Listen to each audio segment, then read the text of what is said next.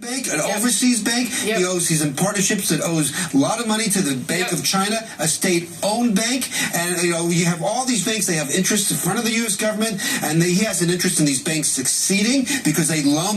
Only a few banks have been loaning in recent years to the Trump enterprise. Because he doesn't pay his loans back. Because he doesn't pay them back. Right. And so he has an interest in keeping these groups afloat. And he didn't address any of that.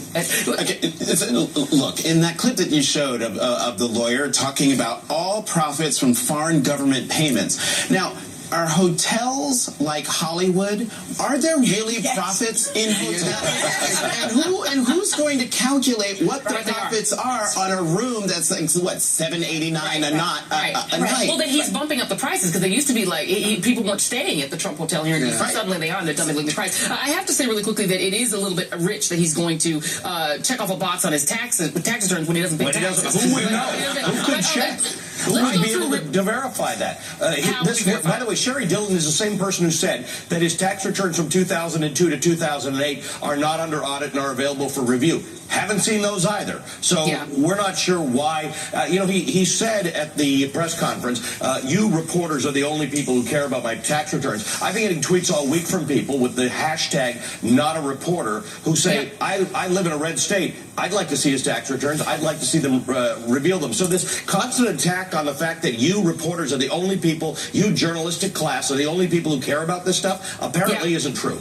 Isn't true. And by the way, I've got some numbers for that. Let's go through a few of the poll numbers for the team in the control room. Let's do a few of the polls. Pew Research poll on taxes, January 4th through 9. Does Trump have a responsibility to release his tax returns? Yes. 60% say yes, 33% say no. Quinnipiac poll, January 5 through 9, is element 8. Is Donald Trump honest? Would you say he's honest? Yes, 39%. No, 53%. Let's go now to element 7. This is Pew Research poll on the taxes. Does Trump have a responsibility? We already did that one. But, I mean, the bottom line being that the American people do want to see this stuff. Absolutely. You know who doesn't care about this are the Republicans. I had a conversation on Friday with Representative Jason Chaffetz, who was an inquisitor extraordinary. You mean Renfro? Yes, exactly. And I asked him directly, don't you care that a week from Friday, the president's going to raise his hand and swear allegiance to the Constitution and be in violation of the Constitution on day one? And he said? And Jason Chaffetz's answer was, not necessarily. No, it's worse, but it's worse than that. Outrageous. It's worse than that because he's the guy in charge of these type of investigations on the outside. And what is he doing? He wants to call him to have an investigation of the chief ethics officer of the United States for criticizing Donald Trump's sham plan. So instead of looking at what Donald Trump is doing or not doing, he's calling him the guy who's criticized it. So it's become quite Orwellian. The guy in charge of ensuring ethics in the government is now demonizing the guy in the executive branch who's supposed to do that job. Trying to intimidate. And also, I'll just read a little bit of what Walter Schaub, who is the Office of Government Ethics guy, he gave a speech at Brookings where he said the president is now entering the world of public service. He's going to be asking his own appointees to make sacrifices. And so, no, he said, I don't think divestiture is too high a price to pay. Ali, I have to give you the last word on this in this segment.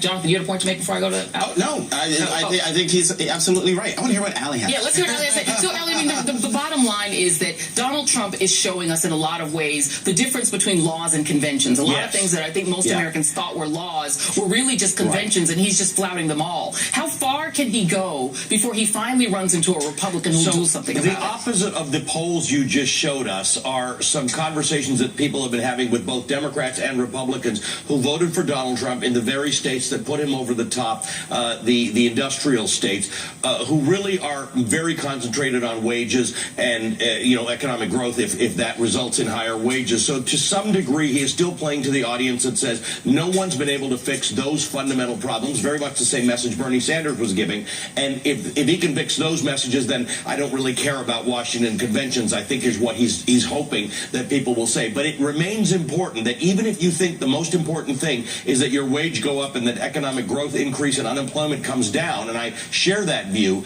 you do have to care that there are perceived and possibly real conflicts of interest with the President of the United States that could make being president the most lucrative thing that Donald Trump has ever done in his entire life. Yeah, absolutely. And I would wager that the Constitution does care. And I think at the end of the day, we need to remember the Constitution does care. Hello, Congress. It's your job to uphold it. Thank you.